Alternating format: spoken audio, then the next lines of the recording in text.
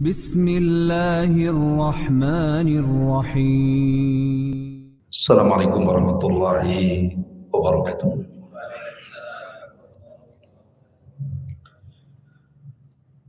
Alhamdulillah wassalatu wassalamu ala Rasulillah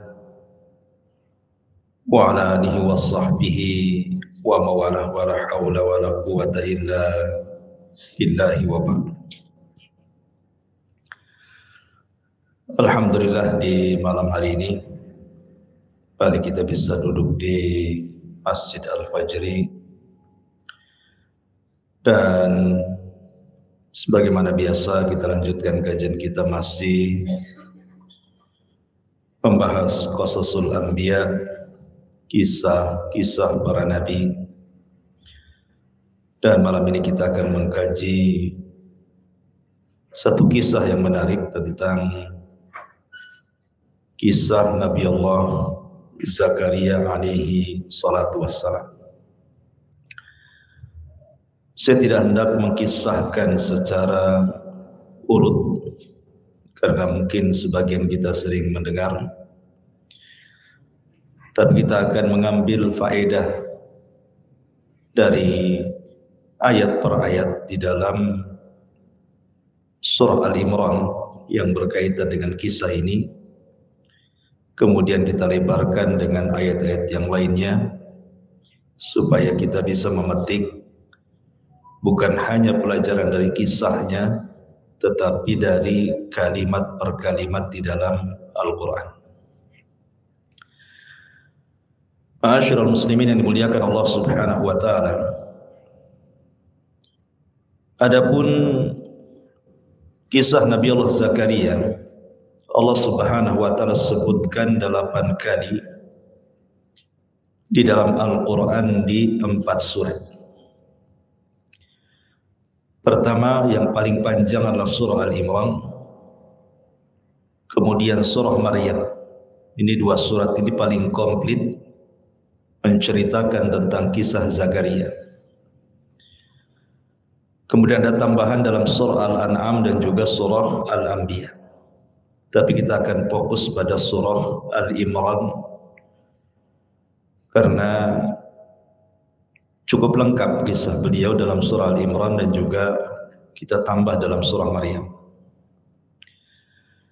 Ma'asyiral muslimin yang dimuliakan Allah Subhanahu wa ta'ala, Nabi Allah Zakaria sendiri adalah seorang nabi yang diutus kepada Bani Israel.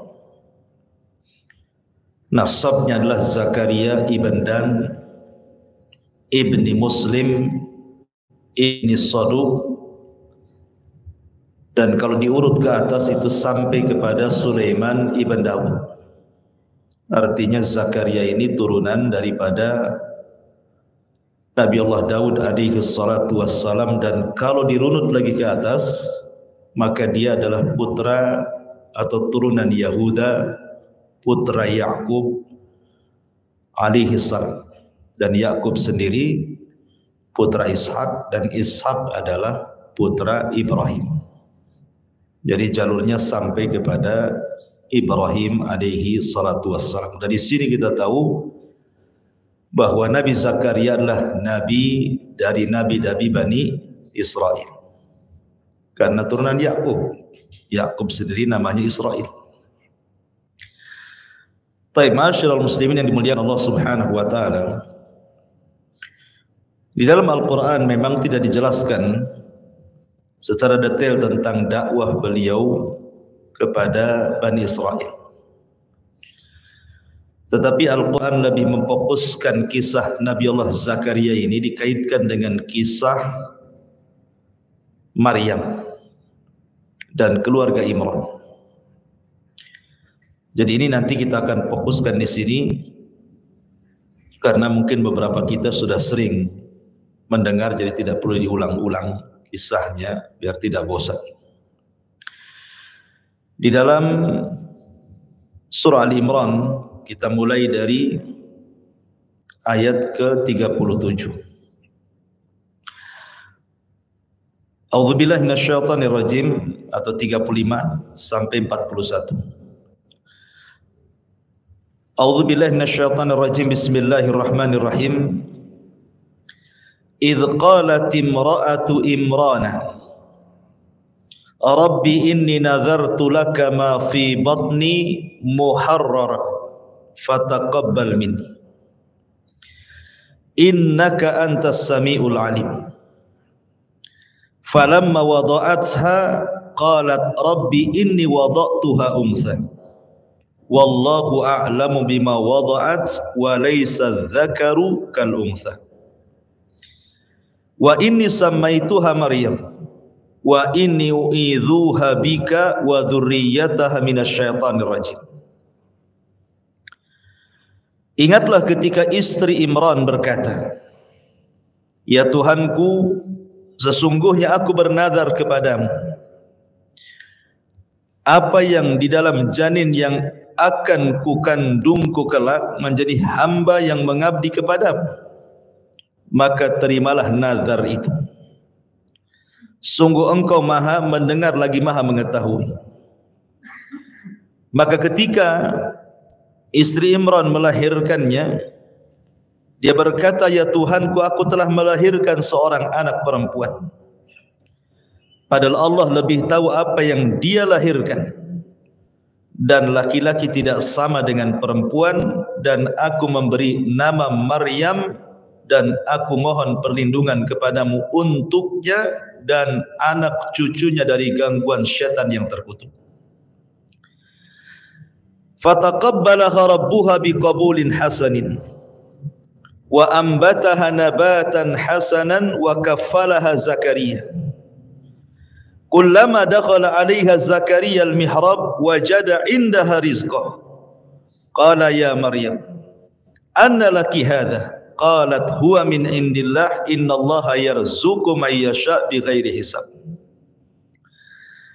Maka dia Allah menerimanya dengan penerimaan yang baik, membesarkannya dengan pertumbuhan yang baik, dan menyerahkan pemeliharaannya kepada Zakaria. Setiap kali Zakaria masuk menemuinya di dalam mihrab, dia dapati makanan di sisinya.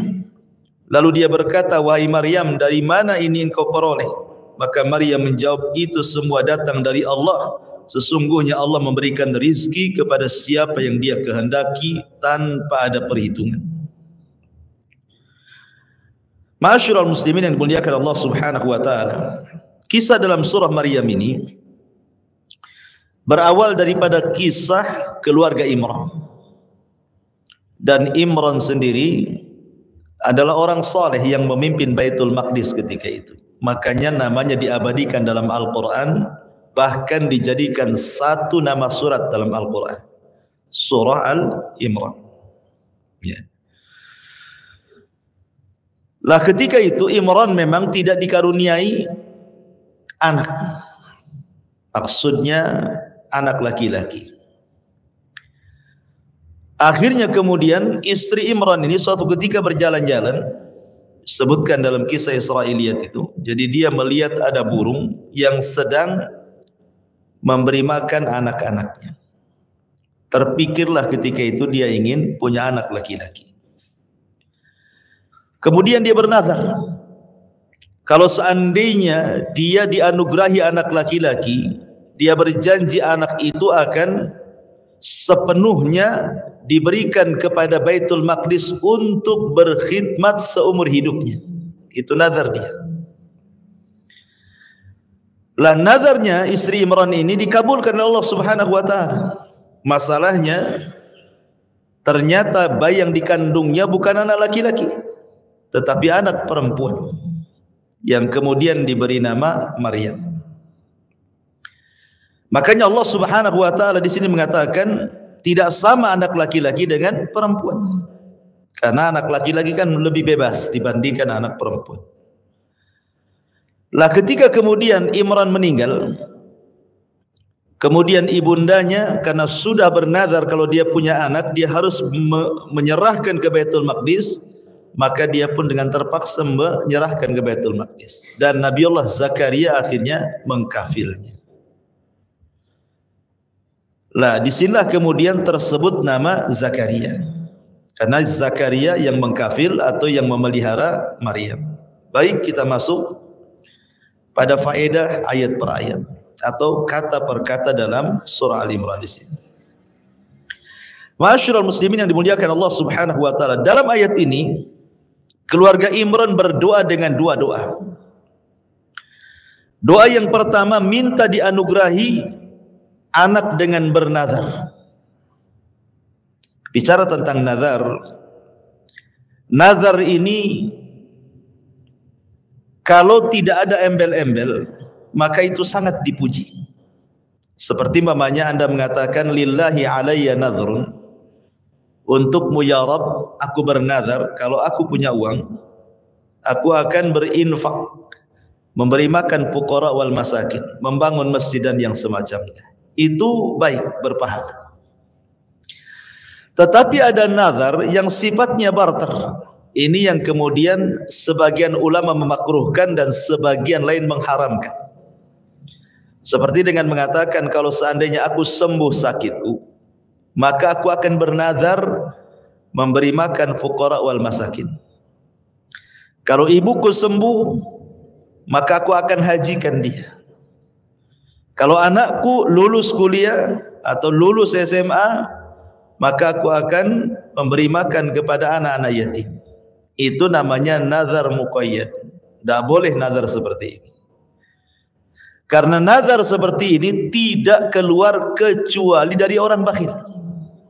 Yang nazar seperti ini biasanya orang bakhil dia. Karena dia infak itu karena ada sesuatu. Kalau sembuh, artinya kalau tidak sembuh dia tidak akan berinfak kan. Berarti kan bakhil. Nazar seperti ini tidak dikeluarkan kecuali orang bakhil. Makanya diharamkan para ulama nazar seperti ini.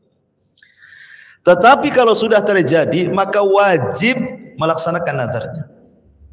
Kalau betul-betul sembuh, harus dia melaksanakan nazarnya, wajib hukumnya. Inilah hukum nazar yang aneh, awalnya haram, akhirnya wajib kalau terlaksana. Ya. Lah keluarga Imran ini tidak ada nazar seperti itu. Dia kan hanya kalau punya anak saya serahkan ke Baitul Maqdis. Akhirnya betul-betul punya anak. Kemudian yang kedua, di sini keluarga Imran meminta supaya anaknya ini dijauhkan daripada syaitan dan keturunannya. Dan harusnya seperti itu.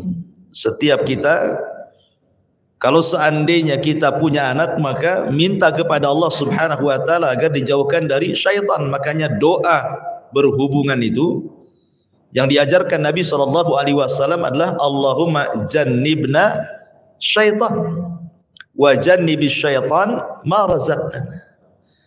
Ya Allah, jauhi dari kami syaitan dan jauhi syaitan dari apa yang akan kau berikan rizki dari anak-anak turunanku. Saya tidak paham, antum baca doa ini enggak tuh kalau bukan atau main hantam saja. Jadi di sini ma'asyiral muslimin yang dimuliakan Allah Azza wa Jalla, Maryam mengajarkan kepada kita, karena ini salah satu proses mencetak anak-anak soleh. Karena rusaknya manusia itu dari 3 jalan. Pertama dari syaitan, yang kedua dari hawa nafsu, yang ketiga dari dunia syahwat. Kita berlindung dari 3 perkara ini. Ya. Ma'asyiral muslimin yang dimuliakan Allah Subhanahu wa taala, Allah Subhanahu wa taala mengabulkan doanya keluarga Imran ini. Makanya Allah Subhanahu wa taala katakan fataqabbalaha rabbuha biqabulin hasanin. Maka Allah Subhanahu wa taala menerima ajuan doanya siapa? Istrinya Imran ini. Ma'asyiral muslimin yang dimuliakan Allah Azza wa Jalla, ada sebuah kaidah yang menarik bagi kehidupan kita. Ulama mengatakan kullama atau idza aduma fa'azumat ihtimamuhu wartafa aqluhu wa ba'udat ra'yatuhu atau ru'yatuhu.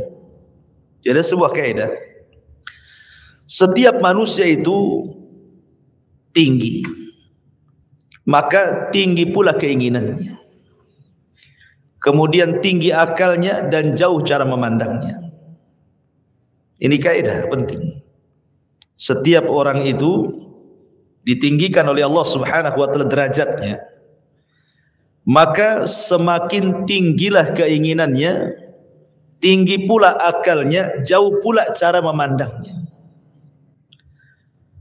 Ma'asyiral muslimin yang dimuliakan Allah Azza wa Jalla, saya contohkan supaya mudah sebelum masuk ke contoh yang real. Antum kalau naik sebuah bangunan, anggap saja apartemen 100 tingkat. Kalau antum sampai di 100 tingkat, memandang ke bawah itu jadi kecil. Itu dari atas apartemen yang 100 tingkat. Tapi kalau antum naik pesawat lebih tinggi lagi, maka antum akan melihat yang di bawah itu makin mengecil, akhirnya habis, gak nampak lagi.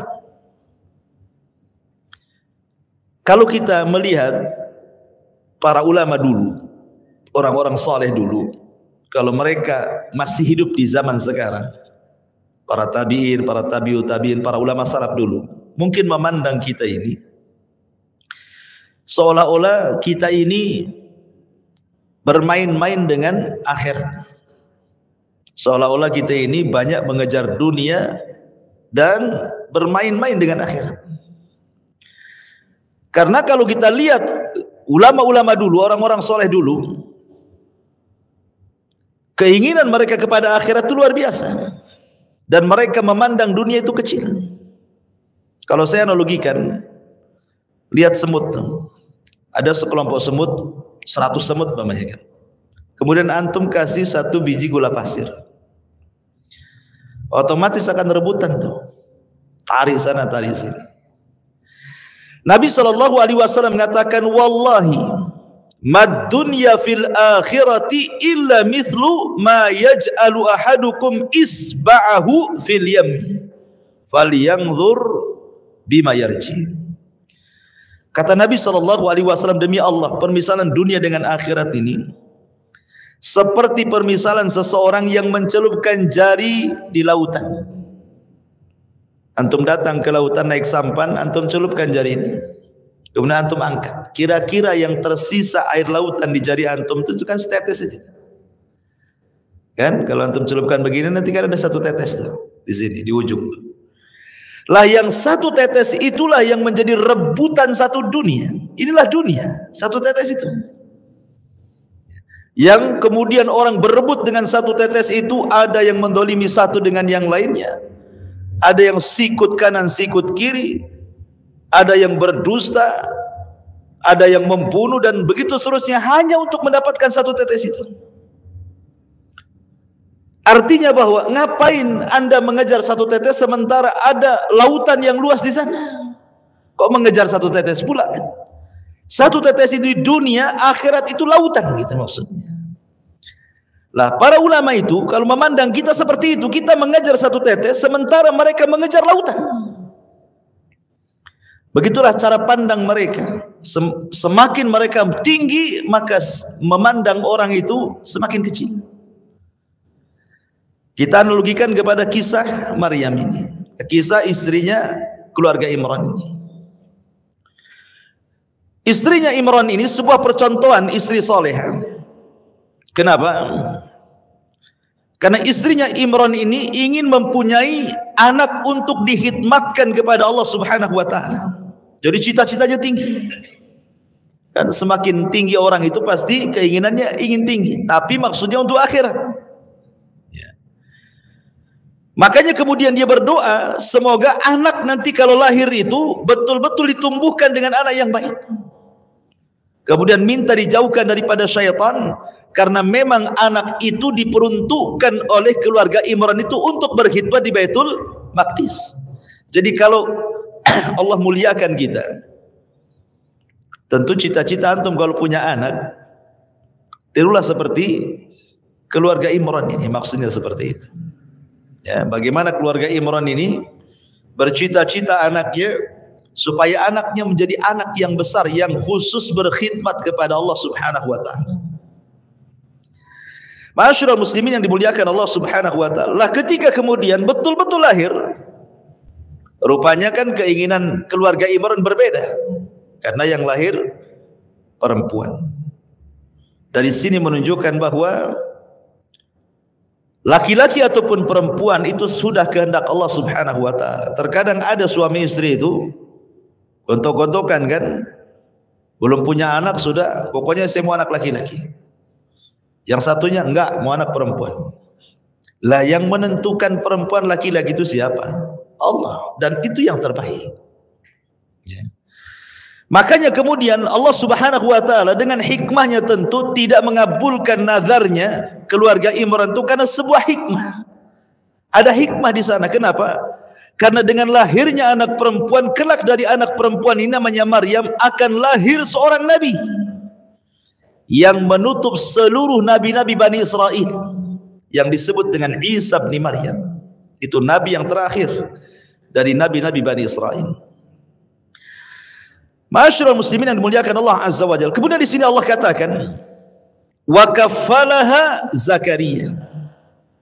Lalu Zakaria pun mengkafil Maryam. Kullama dakhala 'alaiha Zakaria al-mihrab, setiap Zakaria masuk ke dalam mihrabnya Maryam, wajada indaha rizqa. Zakaria selalu mendapatkan makanan di situ. Subhanallah. Lihat bagaimana di sini Allah Subhanahu wa taala memberikan nikmat kepada Maryam ini. Pertama, dia dikafil oleh seorang nabi. Yang kedua, rizkinya ditanggung Allah. Jadi dia tidak menyusahkan orang lain gitu kan, karena makanannya sudah ada. Allah yang kirim. Zakaria ini diutus oleh Allah hanya untuk mengkafil saja, merawat saja. Tidak perlu cari-cari makanan. Makanannya sudah ada gitu. Siapa yang ngasih? Allah Subhanahu wa taala. Dan itu bentuk karamah. Bukan mukjizat, karena Maryam bukan nabi. Tidak ada nabi dari kalangan perempuan. Nabi itu semua laki-laki. Ya. Lah di sini ma'asyiral muslimin yang dimuliakan Allah Subhanahu wa taala, Allah mengatakan kullama dakhala 'alaiha Zakaria al-mihrab. Setiap Zakaria masuk mihrab. Mihrab ini bukan kayak gini.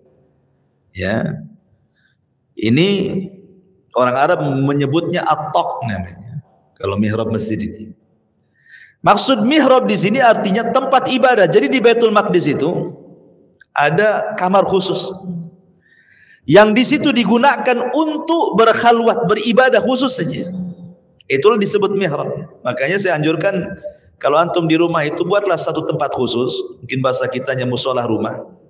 Ya.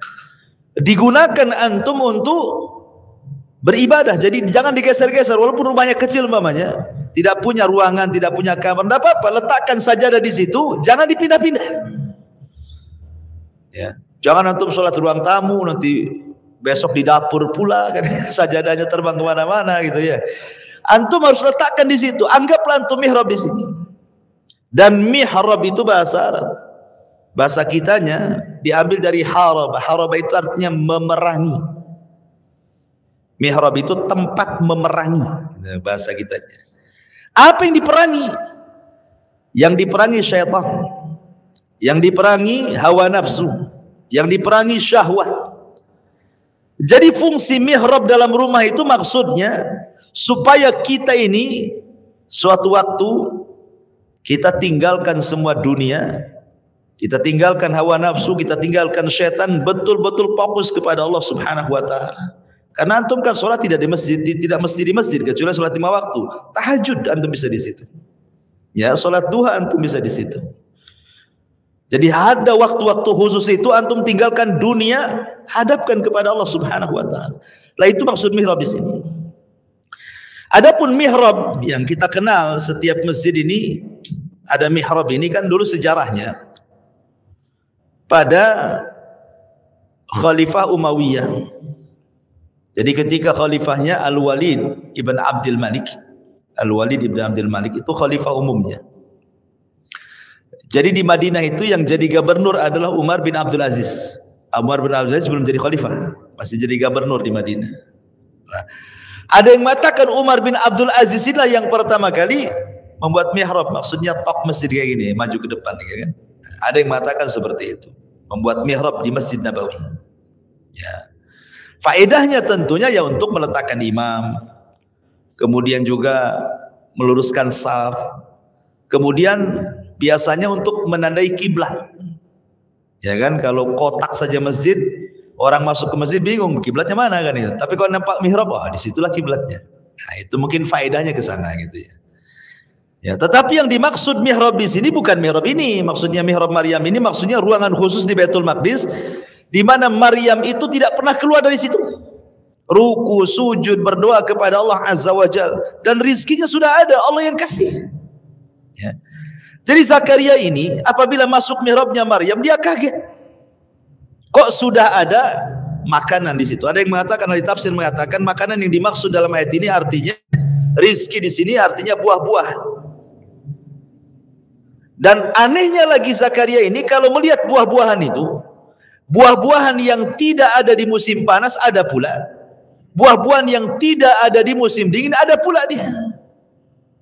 Jadi terfikirlah Zakaria ini, karena ketika itu Zakaria belum dikasih keturunan. Kok makanan di musim dingin ada di musim panas, makanan di musim panas ada di musim dingin? Kan kita kayak kita lah analoginya. Kalau buah-buahan, kok tidak musim salak banyak salak gitu ya, tidak musim duren kok banyak duren gitu ya. Jadi kan Zakaria ini berpikir, kalau seandainya Allah Subhanahu wa taala bisa menghantarkan buah-buahan kepada Maryam yang harusnya di musimnya dia ada, tetapi tidak musimnya pun ada, sehingga Zakaria berpikir, saya ini belum punya anak, tidak mustahil saya pun bisa diberikan karunia anak dari Allah Subhanahu wa taala. Karena Allah bisa mengadakan buah-buahan yang di musim panas ada di musim dingin, harusnya ada di musim dingin ada pula di musim panas. Jadi berpikir Zakaria, kalau ini saja mungkin terjadi, masa saya berdoa kepada Allah Azza wa Jalla dan saya lakukan apa yang seperti yang dilakukan Maryam ini, mudah-mudahan Allah juga mengabulkan keinginan saya. Itulah maksud Zakaria ketika melihat buah-buahan itu. Makanya kemudian dia berkata, ya Maryam, anna laki hadha, Maryam, dari mana buah-buahan itu? Qalat huwa min indillah, itu datang dari Allah Subhanahu wa taala. Sejak itulah Zakaria meniru Maryam, dia pun buat mihrab. Ya, dia buat mihrab dengan persis dengan mihrabnya Maryam, dan dia fokuskan dalam mihrab itu beribadah saja dan berdoa kepada Allah Subhanahu wa taala. Subhanallah, apa kata Allah? Hunalika da'a Zakaria rabbah. Di sanalah Zakaria berdoa, maksudnya di mihrab itulah Zakaria berdoa kepada Rabbnya. Apa doanya? Qala rabbi habli min ladunka dzurriyyatan thayyibatan innaka sami'ud du'a. Zakaria mengatakan, ya Allah, ya Tuhanku, berilah aku keturunan yang baik dari sisimu, sesungguhnya engkau maha mendengar doa. Ketika dia berdoa seperti itu, langsung diijabah. Apa lanjut ayatnya? Fanadathul malaika wa huwa qa'imun yusalli fil mihrab anna Allah yubashshiruka bi Yahya musaddiqan bi kalimatin minallahi wa sayyidan wa hasuran wa nabiyyan minas salihin. Kemudian para malaikat memanggilnya ketika dia berdiri melaksanakan salat di mihrabnya. Allah menyampaikan kabar gembira kepadamu, wahai Zakaria, dengan kelahiran Yahya yang membenarkan sebuah kalimat firman dari Allah sebagai panutan, sebagai berkemampuan menahan diri dari hawa nafsu, dan seorang nabi di antara orang-orang saleh. Ma'asyiral muslimin yang dimuliakan Allah Azza wa Jalla, dari sini ada kaidah dalam berdoa itu. Sesuatu yang kita anggap mustahil itu mungkin bagi Allah. Jangan pernah kita anggap sesuatu yang mustahil mustahil pula bagi Allah. Tidak. Sesuatu yang mustahil bagi kita mungkin bagi Allah. Ini kan Zakaria ini pertama sudah tua 100 tahun. Kemudian istrinya pun sudah tua, mandul lagi, mustahil punya anak. Itu dari pandangan manusia. Tapi sesuatu yang kita pandang mustahil bisa menjadi mungkin bagi Allah Subhanahu wa taala. Buktinya di sini. Ketika Zakaria berdoa minta anak, langsung Allah kirim para malaikat habar gembirakan kepada Zakaria akan kelahiran Yahya. Di sini para ulama berselisih pendapat siapa malaikat di sini.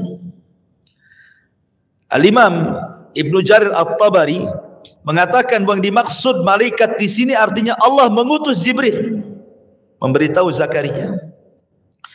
Tetapi pendapat yang kuat wallahu alam bahwa malaikat di sini artinya Allah mengutus rombongan, bukan satu malaikat, tapi rombongan para malaikat menghabar gembirakan kepada Zakaria yang ketika itu Nabi Zakaria sedang yusalli fil mihrab. Kalimat yusalli itu artinya salat. Salat dimiliki dua makna. Yang dimaksud yang pertama mungkin maksudnya berdoa dalam mihrabnya, atau salat yang kedua ya maksudnya salat. Cuman kan bentuk salatnya dengan kita tentu berbeda. Ya, tetap mereka juga ada syariat salat, tetapi apakah sama dengan kita? Tentu akan berbeda karena setiap para nabi itu punya syariat sendiri-sendiri, cara salat sendiri-sendiri gitu ya. Ya. Tapi yang jelas bahwa malaikat ini rombongan memberi kabar kepada Zakaria. Apa kabarnya? Innallaha yubashshiruka bi Yahya. Sesungguhnya Allah kabar gembirakan kepadamu dengan Yahya. Lihat, ketika Allah Subhanahu wa taala bicara tentang Maryam, Allah Subhanahu wa taala katakan, "Wa inni sammaituha Maryam." Dan aku memberi nama anak perempuan itu Maryam. Artinya yang memberi nama Maryam itu adalah ibundanya. Tapi kalau Yahya, bahasa Quran yubashshiruka bi Yahya. Allah yang memberi nama Yahya. Jadi Allah sendiri yang kasih nama Yahya. Kalau Maryam kan ibunya. Kalau Yahya ini Allah sendiri yang memberi nama Yahya. Dan ketika itu tidak ada orang namanya Yahya. Inilah Yahya satu-satunya nama Yahya di zaman itu. Di kolong langit tidak ada nama Yahya. Inilah anak Zakaria pertama kali ada orang namanya Yahya. Sekarang banyaklah Pak Yahya. Mana rumah Pak Yahya? Sana. Pak Yahya yang mana? Kan? Yang Nagoya itu yang jodoh kan itu. Kalau sekarang banyak. Kalau dulu cuma satu. Ya, Allah lah yang kasih nama. Jadi Yahya itu Allah sendiri yang kasih nama. Dari sini menunjukkan apa? Kemuliaan Allah hendak memuliakan Nabi Zakaria.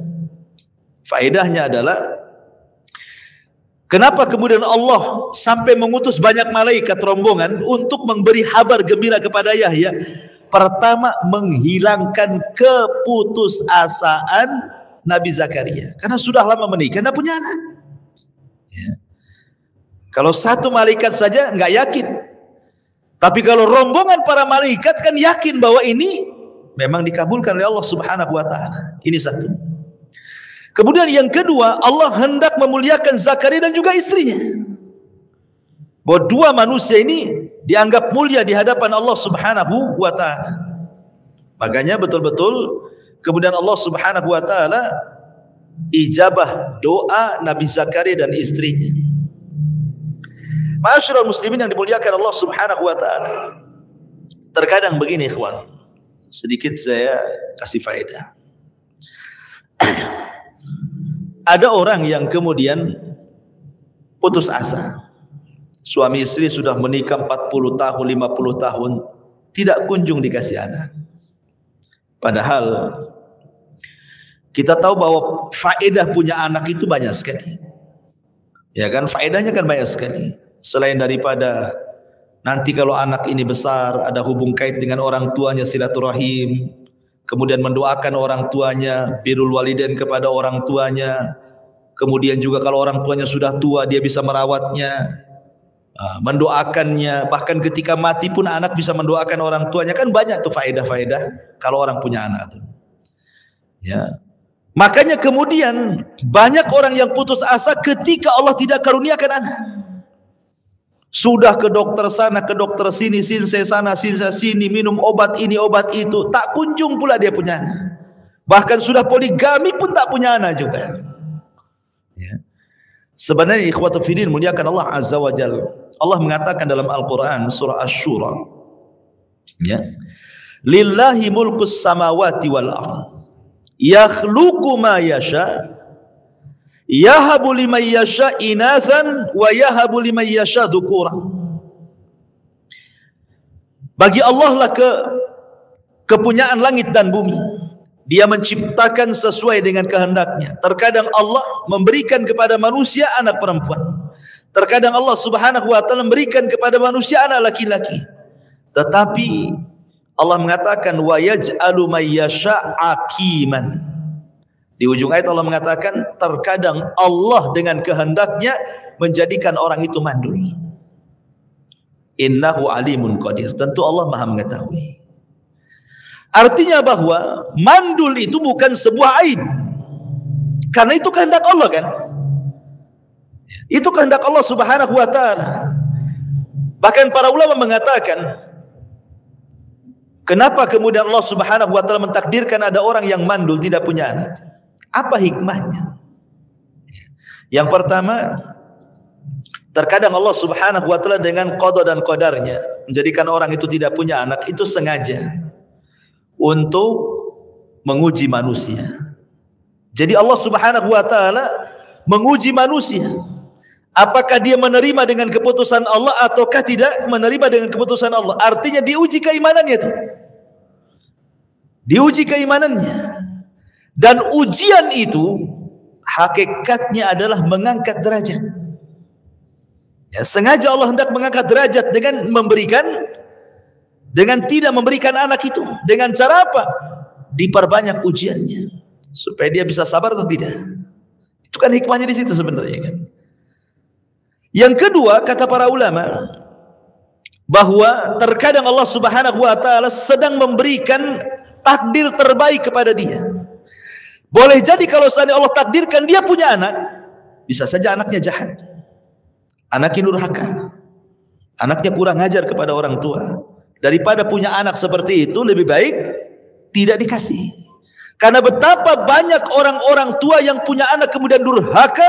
Apa kata mereka? Nah, kalau tahu kau akan begini, ku cekik kau sejak bayi itu. Kan itu ya.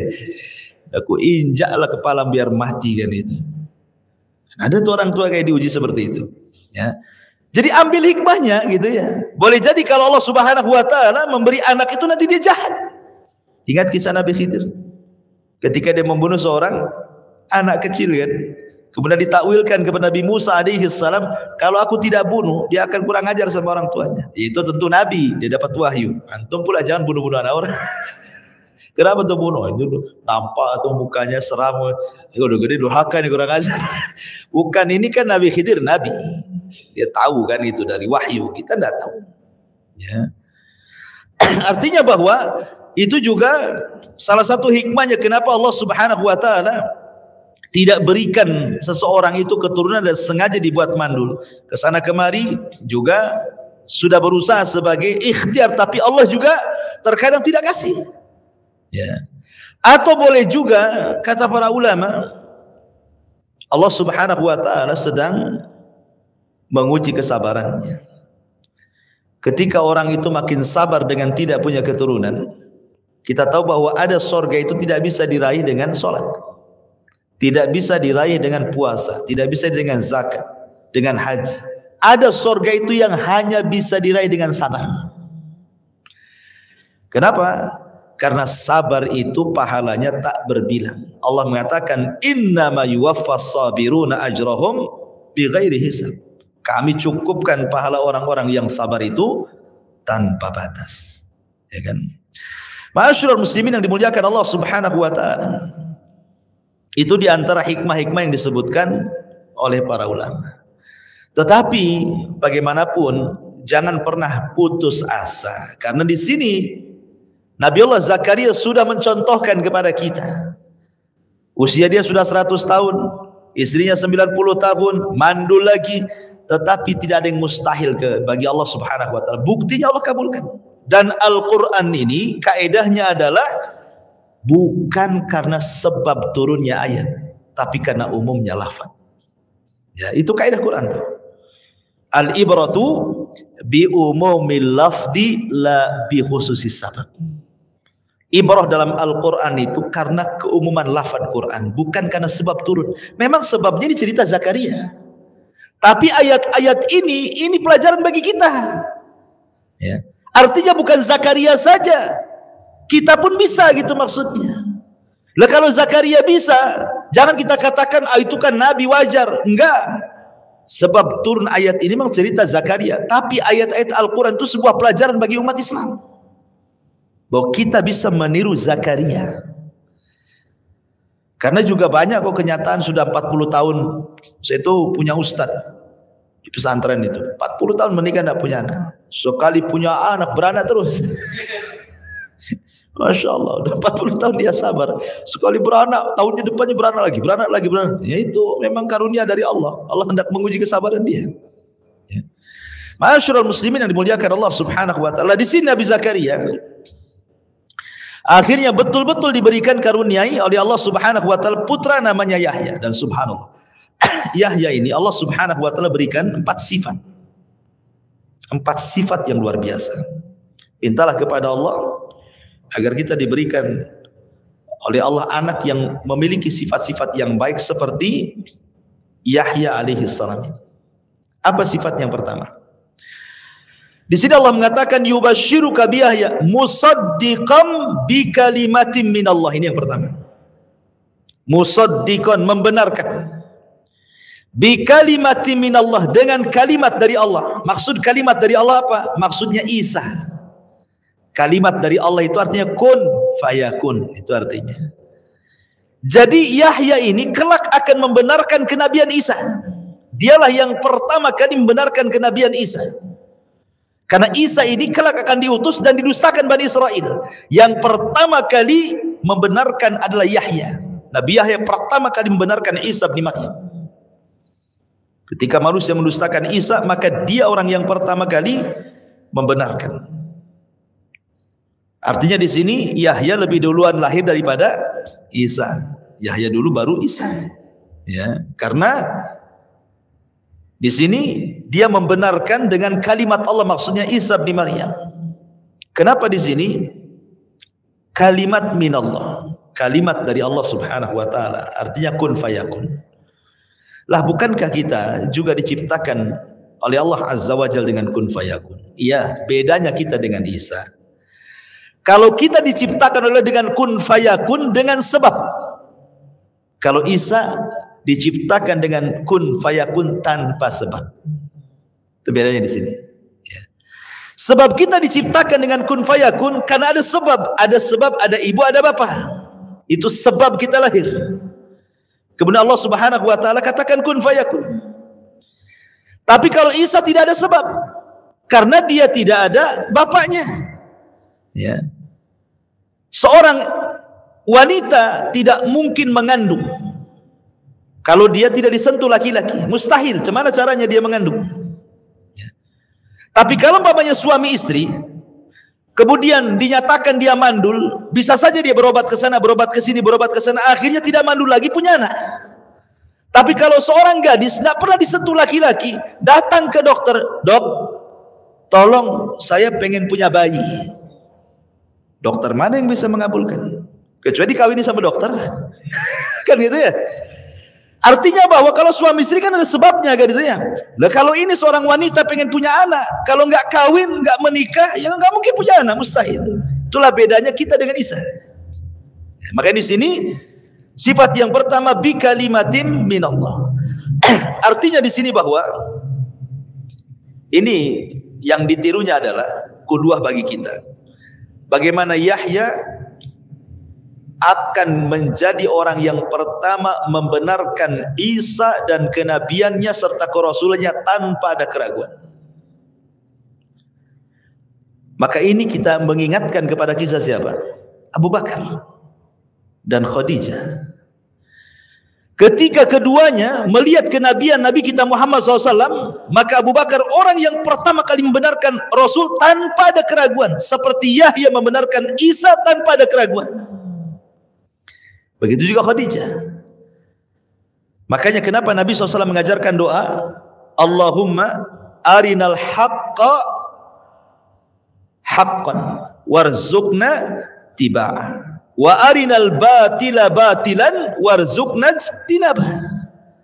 Ya Allah, tampakkan kepadaku yang hak adalah hak. Cukup sampai di sini? Tidak. Tetapi juga warzuqna ittiba'ah. berikan rizki untuk bisa mengikuti. Karena banyak orang yang melihat kebenaran belum tentu mengikuti. Paham ya? Banyak orang melihat kebenaran ini benar, yakin dalilnya jelas Quran Sunnah, tapi tak mau mengikuti. Makanya kenapa bukan hanya kita bisa memandang yang hak itu hak, tapi minta juga kepada Allah supaya kita bisa mengikuti yang hak itu. Karena banyak orang yang memandang, tahu yakin itu benar, itu sunnah, tak mau juga ikut sunnah dia. Itu kan bahaya. Seperti orang Yahudi jadinya.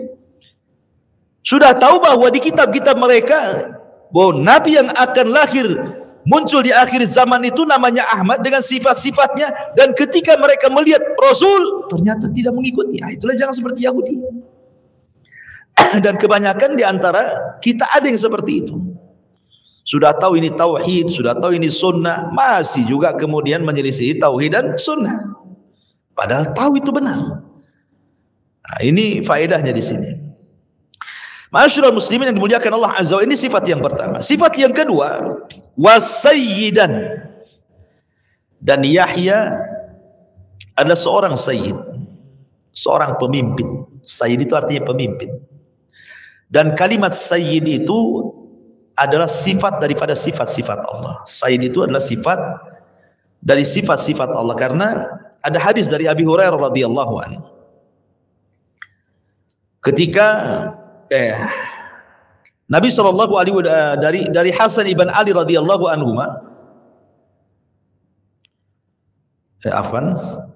hadisnya, oh ya ini hadisnya dari Abdullah ibn Sikhir radhiyallahu anhu. Jadi Nabi sallallahu alaihi wasallam pernah mengatakan, as-sayyidu Allahu tabaraka wa ta'ala. Sayyid itu adalah Allahu tabaraka wa ta'ala. Jadi kalimat sayyid di sini artinya satu di antara sifat-sifat Allah namanya sayyid. Lah bagaimana kalau kita katakan kepada Rasul kita Sayyidina Muhammad? Bukan ini sifat-sifat Allah. Ya. Maka tidak mengapa juga, karena Rasul pernah mengatakan ana sayyidu waladi Bani Adam. Sayalah sayyidnya anak-anak Adam, pemimpinnya anak Adam. Dan ulama mengatakan boleh mengucap sayyidina kepada Rasulullah selama bukan di tempat-tempat yang diperintahkan untuk tidak membaca sayyidina, seperti dalam tasyahud. Kan tidak ada kalimat sayyidina. Antum bacalah riwayat-riwayat doa-doa tasyahud, tidak ada kalimat sayyidina. Ya. Tapi kalau di luar tasyahud boleh, enggak masalah. Kita katakan Allahumma salli ala sayyidina Muhammad, enggak masalah kalau di luar salat lah ya. Tapi kalau dalam konteksnya salat memang tidak ada riwayat-riwayat yang meletakkan sayyidin dalam bacaan tasyahud. Kenapa? Karena salat itu lafaz-lafaznya sifatnya tauqifiyah namanya. Tauqifiyah itu artinya terima jadi. Lafaz ini yang diperintah, ya sudah ini dibaca, jangan ditambah-tambah gitu maksudnya. Tapi kalau di luar enggak ada masalah. Ya kalimat sayyidina itu. Ma'asyiral muslimin, lalu apa makna sayyid ini? Jadi sayyid ini secara bahasa adalah alladzi yasudu ghairahu. Jadi orang yang memimpin orang lain itu disebut sayyid dalam bahasa Arab. Tetapi makna sayyid sendiri adalah taqiyun, afifun, khuluqun, karimun, badilun, hasanul mantiqi, kata ulama. Jadi makna sayyid ini adalah orang yang memiliki sifat-sifat kesempurnaan. Seorang pemimpin kalau memiliki sifat sayyid, maka itulah betul-betul pemimpin. Apa itu? Satu, orang yang takwa, ahli ibadah. Seorang pemimpin itu harus ahli ibadah. Yang kedua, afif, menjaga kehormatan. Menjaga kehormatan dia dan keluarganya. Yang ketiga, khuluq, harus berakhlak. Yang keempat, karim, orangnya pemurah. Yang keenam, badil, mudah mengorbankan untuk orang lain. Kemudian yang terakhir, hasanul mantiq, bagus cara tutur katanya. Nah, kalau antum cari pemimpin, carilah yang sayyid ini, ahli ibadah, tengok agamanya mantap, kan itu ya. Kemudian afif, tengok keluarganya, masalah nggak dengan keluarganya, jaga nggak keluarganya. Tengok anak-anaknya, ada yang nakal enggak? Gitu ya. Tengok istrinya soleh apa enggak? Soleh atau enggak? Tengok. Kemudian yang ketiga, berakhlak enggak orangnya? Kemudian yang keempat, pemurah enggak? Kemudian yang kelima, mau ngorbankan nggak untuk orang lain. Kemudian yang terakhir, tutur katanya kasar, lembut. Nah, kalau antum dapat pemimpin yang seperti inilah Sayyid. Makanya dahulu ada orang Arab Badui itu datang ke Basrah, kemudian bertanya, siapa Sayyid tempat ini di Basrah ini? Maksudnya ulamanya. Maka orang-orang Basrah mengatakan, ya, Sayyid kami, ulama kami di sini, pemimpin kami adalah Hasan al-Basri, seorang pemimpin tabi'in. Orang Arab ini pandai. Kenapa dikatakan Sayyid? Maka dikatakan bahwa qalu, mereka mengatakan karena Hasan al-Basri itu istighna'u fi ma aidin nas wan nasu yahtajuna ilaihi. Karena dalam pandangan kami Hasan al-Basri itu dia merasa cukup, tidak pernah mau merepotkan orang, tapi orang yang merepotkan dia. Ya. Kata Arab Badui ini, dzaka sayyid, itulah pemimpin yang benar katanya. Jadi kalau ada pemimpin yang ngerepotin rakyatnya, bukan rakyatnya yang merepotin pemimpinnya, itu bukan sayyid lah katanya. Seolah-olah seperti itu. Ya. Tapi ini yang kedua. Yang ketiga, wasayyidan wa hasuran. Hasur ini secara bahasa itu artinya impotent. Ya, laki-laki yang tidak bisa berhubungan itu disebut hasur. Tetapi yang dimaksud hasur, tidak mungkinlah kita katakan Nabi Yahya impotent. Ya, maksud di sini bukan itu maknanya. Maksudnya Nabi Yahya ini dia betul-betul meninggalkan wanita, tidak mau menikah dengan perempuan, sama sekali menjauhi wanita, karena ingin fokus beribadah kepada Allah. Ya. Jadi bukan karena dia tidak bisa berhubungan karena impoten, tidak. Memang karena kesibukan ibadah dia tidak mau menikah. Bahkan ada yang mengatakan tidak pernah melihat perempuan sama sekali. Tunduk saja kalau ada perempuan. Kalau antum kan begini. Ada perempuan lewat pelototi, nunduk. Enggak mau dia perempuan. Itu mana hasur itu? Menjaga diri. Dan sebenarnya bukan hanya Nabi Yahya saja, para ulama di dalam Islam juga banyak yang tidak menikah. Ya, contoh saja seperti Al-Imam At-Tabari, pengarang tafsir, tidak menikah, dia sama meninggal. Kemudian Imam Nawawi yang ngarang kitab Arba'in Nawawi, Riyadhus Shalihin, tidak menikah sama meninggal. Ibnu Taimiyah, Syekhul Islam Ibnu Taimiyah rahimahullah tidak menikah. Ya, alasannya apa? Ada sebagian mereka, kenapa mereka tidak menikah para ulama-ulama ini, seperti Al-Khalidi, ada seorang alim namanya Khalidi. Ya. Baru saja dia menikah, belum digauli sudah diceraikan. Kenapa? Ketika dia menikah dia sudah terfikir, wah ini saya tidak bisa lagi baca buku nih, nanti disibukkan dengan istri saya. Habis akad dicerai, gak jadi, gak mau lagi gitu ya. Karena dia ingin fokus membaca kitab-kitab para ulama. Ya. Ada juga alasan mereka seperti Imam Zamakhsyari. Zamakhsyari seorang ahli bahasa. Ma'ruf Imam Zamakhsyari itu ahli bahasa. Kalau kita belajar nahwu sharaf itu banyak pendapat-pendapat Zamakhsyari itu. Dia tidak mau menikah karena alasannya apa? Dia mengatakan melahirkan kitab lebih baik daripada melahirkan anak katanya. Jadi melahirkan karya-karya itu lebih baik dibandingkan saya melahirkan anak. Maka ini enggak menikah. Imam Zamakhsyari itu. Ada juga yang alasannya seperti Imam Ibnu An-Nafis, ya, dan juga Syekh Tahir Al-Jazairi, seorang ulama juga gitu ya. Mereka khawatir kalau seandainya menikah itu akan meremehkan hak istrinya karena dia sibuk dengan agamanya. Jadi dia tidak memberikan hak yang jelas gitu ya. Karena kalau sibuk akhirat terus, takut terbengkalai istrinya. Nah, lebih enggak menikah. Artinya para ulama dulu itu memang mereka tidak menikah itu karena waktu mereka dihabiskan untuk belajar, untuk membaca, untuk jihad, untuk thalabul ilmi. Nah, kayak antum ini kalau nggak nikah ngapain? Sibuk baca tidak kan gitu, belajar seminggu sekali, nikahlah ngapain pula tak nikah?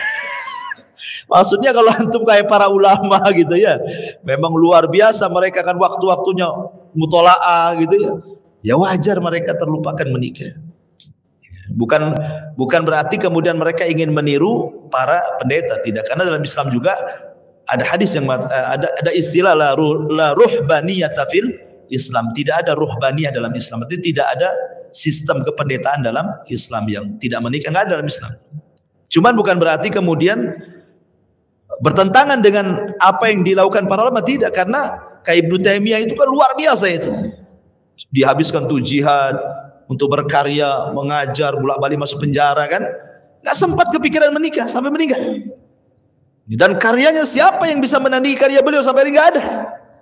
Ya, jadi wajar mereka memang fokus kepada agama sehingga terlupakan menikah. Itu Nabi Yahya itu seperti itu. Maka disebut hasur namanya. Ini juga di antara yang ketiga sifatnya. Kemudian yang terakhir wa nabiyan minas salihin. Dan dia seorang nabi dan termasuk dari hamba-hamba Allah yang saleh. Saleh itu artinya lawan daripada fasad, rusak. Jadi ada soleh, ada rusak. Soleh itu artinya baik. Jadi baik itu lawannya rusak. Ya. Berarti kalau orang rusak tidak soleh dia. Kalau dia soleh jangan buat kerusakan. Ya. Tetapi maksud soleh itu kalau ada istilah soleh, maksudnya soleh itu orang yang bisa melaksanakan hak Allah dalam satu waktu, dan di waktu yang lain dia juga melaksanakan hak hamba-hambanya. Jadi dia tidak melupakan hablum minallah, dia juga tidak melupakan hablum minannas. Maka orang yang seperti ini disebut soleh. Karena banyak orang yang hablum minallahnya bagus, sholat bagus, ibadahnya luar biasa, tapi akhlak tak ada. Sama orang kasar, sama orang zalimi orang gitu ya. Sholat iya, riba jalan gitu kan. Sholat iya, gibah jalan, itu bukan soleh. Itu soleh ke atas, tak soleh ke bawah. Ya, jadi soleh itu artinya menggabungkan hablum minallah, arti hubungan dia dengan Allah. Sholatnya oke, baca Qurannya iya, dikirnya tapi ke tetangga juga bagus, sama istri bagus, sama anak-anak bagus, dan begitu seterusnya. Itu namanya soleh, menggabungkan dua hak. Makanya kenapa Rasul mengatakan kalau Anda punya anak gadis, datang anak muda melamar, satu baik agama, dua baik akhlaknya, nikahkan cepat. Kalau tidak rusak. Kan itu ya. Jadi agama dengan akhlak tidak bisa dipisah. Karena banyak suami yang masya Allah gitu penampilannya luar biasa, jubahnya, janggutnya, majelis taklimnya, tapi zalim sama istrinya. Banyak seperti itu. Ya itu nggak soleh tuh. Itu toleh namanya. Baik. Ini faedah dari ayat tadi. Kita lanjut. Karena Allah mengatakan, qala rabbi anna yakunu li ghulam wa qad balaghani al-kibar wa imra'ati akir. Qala kadzalika Allahu yaf'alu ma yasha. Zakaria berkata, ya Tuhanku, bagaimana aku bisa mendapatkan anak sedangkan aku sudah sangat tua dan istriku pun mandul. Maka Allah berfirman, demikianlah Allah berbuat apa yang dia kehendaki. Kalimat Nabi Zakaria ini bukan ragu-ragu akan kudrat Allah, tidak. Allah itu maha kuasa, maha mampu. Bukan di situ Zakaria itu. Ini kan kesannya dia meragukan kemampuan Allah. Bukan, maksud ayat ini bukan begitu. Maksud ayat ini Zakaria ini, dia tidak ragu-ragu dengan kekuasaan Allah. Dia sanggup berbuat sekehendaknya, menjadikan sesuatu yang mustahil menjadi mungkin. Zakaria tidak ragu. Cuman Zakaria ini ingin bertanya caranya. Caranya seperti apa gitu maksudnya. Kan nih Zakaria sudah dikabulkan nih, mau dihabar gembirakan akan kelahiran Yahya. Dia tanya caranya gimana? Soalnya saya sudah tua, istri saya mandul. Ini caranya gimana kan itu? Dia tanya sama Allah. Sama ketika Nabi Ibrahim mengatakan dalam ayat yang lain, idz qala Ibrahimu rabbi arini kaifa tuhyil mauta. Ya Rabb, kata Ibrahim, tampakkan kepadaku bagaimana engkau menghidupkan orang mati. Ibrahim bukan ragu-ragu Allah tidak sanggup menghidupkan orang, bukan. Ibrahim minta cara engkau menghidupkan orang mati kayak apa gitu kan. Makanya Allah mengatakan, ambil 4 burung, potong-potong katanya kan, letakkan di gunung-gunung, kau panggil nanti dia datang. Seperti itulah aku hidupkan orang mati. Gitu ya. Jadi Zakaria itu bukan meragukan, tidak, cuman dia ingin tahu caranya macam mana. Gitu ya. Masalahnya saya sudah tua, istrinya saya pun mandul, kok bisa gitu ya. Makanya Allah mengatakan, kadzalikallāhu yaf'alu ma yasha. Begitulah Allah Subhanahu wa taala yaf'al, melakukan ma yasha, apa yang dikehendakinya. Perhatikan di sini. Ya. Ketika Allah Subhanahu wa taala bicara tentang kelahiran Isa, bahasa Quran berbeda dengan kelahiran Yahya. Ketika Allah Subhanahu wa taala membahasakan soal Isa kan yakhluqu ma yasha. Tetapi ketika kelahiran Yahya yaf'alu ma yasha. Itu beda bahasanya. Saya ulangi, ketika Allah Subhanahu wa taala bicara tentang kelahiran Isa di perut Maryam, Allah katakan yakhluqu ma yasha. Dia menciptakan sesuai kehendaknya. Tapi di sini ketika Allah berikan kepada Nabi Zakaria Yahya, bahasanya yaf'alu ma yasha. Allah itu berbuat sekehendaknya. Apa bedanya? Ya tadi saya katakan, karena kelahiran Yahya berbeda dengan kelahiran Isa. Yahya ini jelas bapak ibunya. Ya kan? Makanya yaf'al, Allah berbuat sekehendaknya. Tetapi kalau Isa itu ada ibu tak ada bapak, makanya Allah ciptakan. Ya. Itulah rahasianya kenapa kemudian lafadznya berbeda gitu ya. Padahal sama-sama lahir anak gitu. Tapi itulah bahasa Quran seperti itu. Kemudian Allah Subhanahu wa taala menjelaskan, qala rabbi ij'al li ayah. Ya Allah, jadikanlah tanda-tanda kepadaku kalau memang istriku itu ngandung. Maka Allah katakan, qala ayatuka alla tukalliman nas salasata ayyam illa ramza. Maka tanda-tandamu bahwa istrimu punya anak itu adalah engkau tidak berbicara dengan manusia selama 3 hari kecuali dengan isyarat. Ada yang mengatakan, ahli tafsir mengatakan bahwa Nabi Zakaria ini diberikan sinyal oleh Allah ketika istrinya mengandung, tiba-tiba dia bisu. Maksudnya bicara dengan manusia. Tapi kalau berzikir kepada Allah bisa. Subhanallah, subhanallah, bisa dia. Jadi kalau mengarah ke Allah bisa dia. Ya, tasbih, takbir, tahlil bisa dia ngomong subhanallah, la ilaha illallah. Tapi kalau ngobrol sama orang nggak bisa. Tahu-tahu langsung gagap, nggak bisa ngomong. Itu ada yang mentafsirkan seperti itu. Tapi ada juga yang mentafsirkan lain, bukan begitu. Jadi saking bahagianya Nabi Zakaria itu, saking bahagianya bahwa istrinya mengandung, jadi dia sudah lupa manusia. Dia bersyukur kepada Allah dengan memperbanyak zikir, subhanallah. Ditanya pun dia nggak peduli. Bukan saking senangnya. Jadi saking senangnya orang tanya nggak peduli. Lisannya terus berzikir saja sampai 3 hari. Ada juga mentafsirkan seperti itu. Ya, tapi kalau zahir ayat, soalnya Zakaria memang dibisukan selama 3 hari. Berarti kalau sudah begitu, wah itu istri mengandung tuh katanya. Makanya di sini Allah mengatakan wadhkur rabbaka katsira wasabbih bil asyi wal ibkar. Makanya Zakaria ketika mendapatkan kabar itu, apa kata Allah? Wadhkur rabbaka. Perbanyaklah mengingat Rabbmu katsira dengan banyak, wasabbih dan bertasbihlah bil asyi wal ibkar di pagi dan petang hari. Dari sini bahwa siapapun yang mendapatkan nikmat itu, maka gunakan nikmat itu dengan cara bersyukur. Syukurnya apa? Ibadah kepada Allah. Zakaria punya, langsung dikabarkan gembira nih istrinya punya anak, langsung dia banyak ibadah, banyak zikir, banyak tasbih, banyak ini. Itu bentuk syukurnya. Makanya kenapa Allah Subhanahu wa taala mengatakan idza jaa nasrullahi wal fath wa ra'aitan nas yadkhuluna fi dinillahi afwaja fasabbih bihamdi rabbika wastaghfir innahu kana tawwaba. Apabila datang kemenangan, kemudian Fathu Mekah, dan kau lihat banyak orang masuk Islam, kata Allah kan, maka apa kata Allah kepada Nabi, wahai Muhammad, bertasbihlah dengan memuji Rabbmu dan mintalah ampun kepadanya, karena dia zat yang maha penerima ampun. Seolah-olah gini, sekarang kemenangan sudah datang, Badar menang gitu ya, sampai kepada perang Hunain, sampai ke Khaybar menang. Kau lihat orang banyak masuk Islam, apalagi nikmat yang sebanyak ini untuk wahai Muhammad. Maka kewajiban bersyukur apa? Perbanyak tasbih. Ya.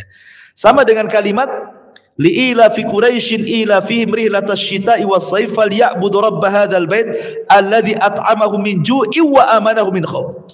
Orang-orang Quraisy, engkau sudah diberikan keamanan, kau boleh safar ke sana kemari. Bilang saja orang Quraisy enggak berani orang itu, karena takut kena ababil nanti datang, ya kan? Kemudian mereka pun diberikan rizki, jualannya laku terus. Maka Allah hanya minta bersyukur dengan cara apa? Falyabudu rabb hadzal bait, sembah Rabb pemilik Ka'bah ini. Ya, karena ketika datangnya Rasulullah mereka kufur.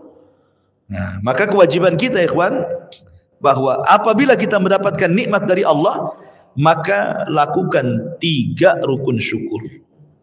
Rukun syukur itu ada 3. Yang pertama, hamdun bil lisan, memuji dengan lisan. Ya alhamdulillah, memperbanyak zikir dan begitu seterusnya, ya. Kemudian yang kedua, hamdun bil jawari, memuji Allah dengan badan kita. Ya, dengan cara harta kita gunakan di jalan Allah, tidak disia-siakan gitu ya, bukan untuk maksiat dan begitu seterusnya, atau badan kita tidak dilangkahkan kecuali ke tempat-tempat baik, itu dalam bentuk syukur namanya. Kemudian ada yang terakhir namanya hamdun bil jinan, maksudnya memuji Allah dengan hati, kita katakan bahwa nikmat itu datang dari Allah, itu disebut rukun syukur namanya. Ya, taib. Ma'asyiral muslimin yang dimuliakan Allah Subhanahu wa taala. Sampai di sini kisah Nabi Zakaria dalam Al-Imran. Lah kalau kita melihat dalam surah Maryam, kurang lebih juga isinya cuman ada beberapa tambahan sedikit, tetapi kurang lebih. Cuman bedanya ketika dalam surah Maryam ini Allah sifatkan kelahiran Yahya itu dari kecil sudah diangkat jadi nabi. Jadi kecil-kecil sudah jadi nabi itu Yahya. Bahkan ketika anak-anak sebayanya ngajak main, apa kata Yahya? Ma khuliqtu lil-la'ib. Aku tidak diciptakan untuk main-main katanya. Pergi kalian, jangan ajak aku main katanya. Dan Nabi Yahya ini suka menyendiri di hutan, tafakur sejak kecil seperti itu. Ya, jadi betul-betul memang Nabi Yahya itu luar biasa. Bahkan disebutkan juga wa hanana min ladunna wa zakatan wa kana taqiyya, dan kami anugerahkan rasa kasih sayang kepada sesama. Kemudian di ayat selanjutnya wa barram bi walidayhi, dan dia anak yang berbakti. Kenapa di sini anak berbakti disebutkan? Karena Yahya ini dia lahir orang tuanya sudah tua, ya kan? Orang tuanya sudah tua, makanya dia berbakti kepada orang tuanya. Dan dalam Islam pun seperti itu. Kalau diberikan orang tua yang sudah tua, apa kata Allah? Wahfid lahuma janahadzulli minar rahmah. Pelankan, ya, rendahkan sayapmu. Ngomong saja nggak boleh, ya, dan begitu seterusnya. Wallahu a'lam. Taib. Lah, akhir daripada kisah Nabi Zakaria ini, memang wafatnya sudah saya singgung dulu, sangat tragis gitu ya, karena Nabi Zakaria ini betul-betul dibunuh oleh orang-orang Yahudi mujrim. Ketika ada yang mengatakan setelah kematian putranya Yahya yang dipenggal kepalanya, kemudian jadikan mahar wanita pelacur, akhirnya mereka pun merembet untuk membunuh Zakaria. Dengan cara apa? Dituduh berzina dengan Maryam, lahirlah Isa. Jadi yang menghamili Maryam itu adalah Zakaria, dituduh seperti itu. Sebenarnya mereka mencari-cari alasan bagaimana untuk membunuh Zakaria. Akhirnya Zakaria pun lari ke hutan. Kemudian di antara satu mukjizatnya adalah Nabi Zakaria bisa menundukkan pohon. Pohon itu suruh belah, nanti dia masuk di situ, sembunyi di situ. Ya. Cuman masalahnya ketika dia kemudian masuk ke dalam pohon itu, iblis datang. Kemudian ketika dia masuk, ditariknya sedikit bajunya sama iblis. Sehingga ketika pohon itu rapat, nampaklah itu, ya, bajunya nongol di pohon itu. Jadi ketika para prajurit ini, orang-orang Yahudi mujrim ini mencari-cari Zakaria ke hutan, ke sana kemari, enggak ketemu. Rupanya ketemulah iblis dalam bentuk manusia, memberitahu, oh Zakaria di pohon itu. Nah, kau lihat tuh ada bekasnya, ada pakaiannya nongol sedikit kan. Gergaji saja pohon itu. Gitu. Nah, akhirnya kemudian digergaji, meninggal. Ya.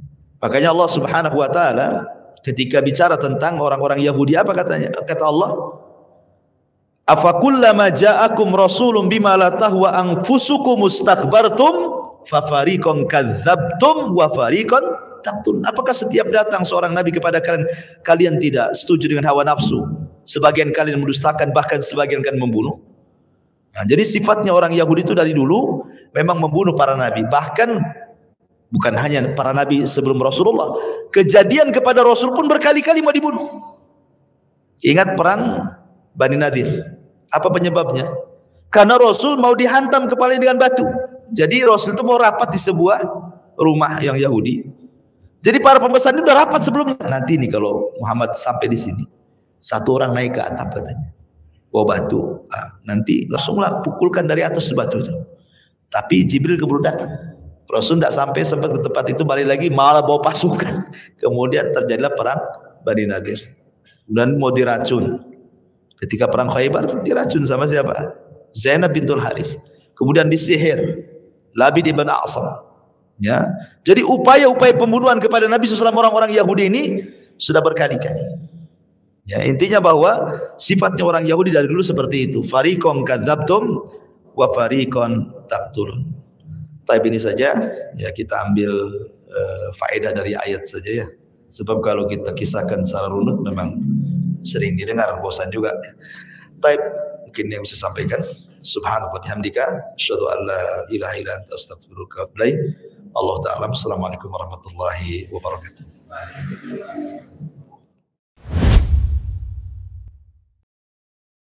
Intinya bahwa tolong berakhlak kepada Allah. Membahas tafsir dari surah Al-Imran. Lahirlah Imam Muslim, Abi Dawud, Tirmidzi, Ibnu Hibban. Jadi ketika Yunus alaihi salatu wassalam terkena undian itu,